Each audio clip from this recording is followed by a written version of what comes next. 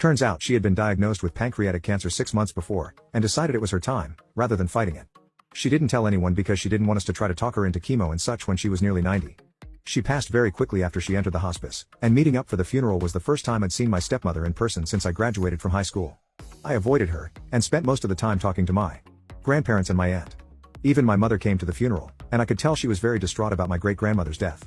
It was a lovely service in her tiny Methodist church, and then she was buried next to my great-grandfather in the nearby cemetery. My grandmother asked everyone to stay in town while she handled the will, and then we'd separate everything out.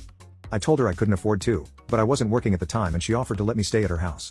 My great-grandmother's house was locked up like a vault. My grandmother, probably in a blessed moment of foresight, hired security to watch over the house and its possessions 24 hours a day, and wouldn't you know, every day they had to report a redhead in her mid-30s tried to go into the house and they had to turn her away.